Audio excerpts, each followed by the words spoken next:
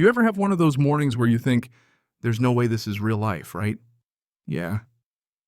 That was me sitting in my own driveway engine, barely off the sun, just starting to burn off the last bit of dew, thinking I was about to kick off my one peaceful Saturday all month, and then I spot it. Bright orange envelope tucked up under my wiper blade, practically glowing in the light. For a split second, I figured, oh, it's a pizza flyer, maybe some lost cat. But nope, big bold letters across the top. HOA violation. Man, my stomach just dropped through the floor. I rip it open, right there, coffee in one hand, and I'm reading this letter, and I swear to you, I had to read it 3 times before it made sense. According to our lovely HOA, parking in my own driveway was, wait for it, prohibited. My own driveway.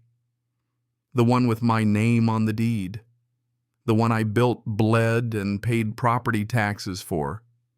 Suddenly, I'm a criminal in my own home because I didn't park in the exact spot the HOA prefers. And this wasn't just a friendly warning either. Oh no, they wanted $250. Due in 7 days, or else they'd stack on penalties and other enforcement actions, whatever that means. Now, I've seen some pretty wild stuff from our HOA, like the time Mrs. Thompson called to complain my mailbox was leaning, or when they threatened my neighbor for painting his door the wrong shade of green. But this was new. And of course, I already knew who was behind it before I even finished reading the fine print. Karen, the Karen. Manicured nails, white SUV, always out there walking the curb with her little clipboard like she's some kind of suburban sheriff. She's the kind of person who memorizes the bylaws just to ruin your afternoon. I'll be honest, at first I wanted to just ignore it, but you know what? This time felt different. I wasn't just annoyed, my blood pressure was through the roof. This was about principle, about boundaries, about not letting someone like Karen think they can push folks around. So I made a pot of coffee, sat at my kitchen table, and started digging through every HOA document I could find. I cross-checked city ordinances, printed out bylaws, highlighted sections, and sure enough, nothing. Not a single word about not parking on your own driveway. That's about as un-American as it gets. So I'm standing there looking out the window at Karen's fancy white SUV parked, and here's the kicker, half on the sidewalk, half in the street. That's an actual violation right there. I grabbed my phone, started snapping photos, timestamp and all. You ever get that little spark, that sense that maybe karma actually does take requests? That was me right then. By nightfall, I had a plan, and I was mad, but I was also laughing to myself. See Karen's obsession with rules. It was her biggest weakness. I started tracking her routine, documenting every time she broke a rule herself. Turns out she wasn't just parking wrong. She'd leave her trash cans out blocked mailboxes, even let her dog run off leash. I had a little collection of evidence before the week was done. And here's where things get fun. I called up a local towing and booting service, told them, hey, there's a vehicle habitually violating municipal code. Here's the documentation. Here's the address. Here's the owner's name. Can you send someone by? All perfectly legal, all by the book. Next Saturday, right on schedule. Karen leaves for her yoga class, mat tucked under one arm, that determined stride like she's off to negotiate world peace. I watch from my living room as the towing guy rolls up, slaps a bright yellow boot on her SUV, and then, like nothing happened, just drives away. Not a scratch on the car. Just a big, bold statement. No one's above the rules. I pour another cup of coffee and wait. About an hour later, I see Karen come marching back up the street, sunglasses on, phone glued to her ear. And then she sees it. Her jaw actually drops. She walks around the car, tries the door, tugs on the boot, starts frantically calling, and pretty soon there's a whole crowd peeking through their blinds, pretending not to watch, but, everyone's glued to this drama. The best part, I emailed her and the HOA board copies of every violation she'd made. Photos, time-stamped, highlighted sections from the bylaws, city codes. I attached a little note. We're all equal under the rules, right? Never heard back from her personally, but I heard plenty from the neighbors, and I'll be honest, it felt pretty good. But if you think Karen was going to back down, oh, you don't know Karen. Oh, you. She doubled down.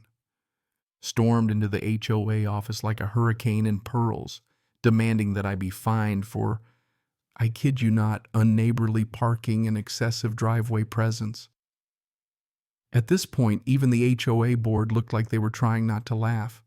Half of them had been on the receiving end of her tirades before, but this time, with all the proof on my side, they just shrugged and told her there was nothing they could do. But Karen, she wasn't finished.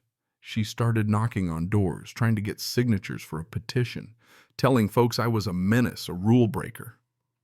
Most people just smiled and nodded, then texted me screenshots of her rants. A couple of them even said, finally someone gave her a taste of her own medicine. A few days later, the HOA called a special meeting. You'd think this was about national security the way folks showed up. Karen strutted in, ready for battle arms, loaded with folders and printouts. I sat there with my own folder calm as could be. The board asked her to explain, so she launched into this speech about community standards and maintaining order, but then I pulled out my evidence. Photos of her SUV, the municipal code, the bylaws, even a screenshot from the city's website. You could feel the air change. The board members flipped through. My folder looked at Karen, then back at me. One of them even grinned. After what felt like an hour but was maybe 10 minutes, they announced their decision. Karen would receive a formal warning and a fine for her violations. The boot would stay on until she paid up. I swear when she left that meeting, cheeks burning, mumbling under her breath, it felt like half the neighborhood exhaled. People who'd never spoken to me before waved when they passed. Some even baked me cookies. One guy left a note on my porch.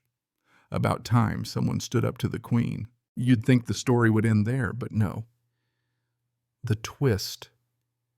After all this, the HOA sent out a new letter, not a fine, but a proposal to update the bylaws, so nonsense like this couldn't happen again.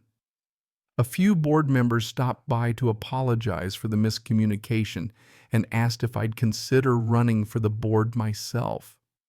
Even Karen eventually stopped with the notes and the complaints. She started walking her dog on a different street. Looking back now, the whole thing feels like a fever dream. But I'll tell you what, the day I watched that booted SUV gleam in the sun right in front of Karen's house was the day I knew. Sometimes you have to stand up, even if it makes you the neighborhood villain for a minute. Sometimes you have to remind folks that rules are supposed to protect, not punish. So here's my question for you. What would you have done? Would you fight back or just roll over and pay the fine? Ever had a neighbor like Karen? Drop your wildest HOA stories in the comments. I want to hear the good, the bad, and the unbelievable. And hey, if you're tired of petty power trips and drama like this, hit that subscribe button, share this with a friend, and let's keep the conversation going. Because around here, justice sometimes comes in the shape of a big yellow boot, and trust me, it's a beautiful thing to see.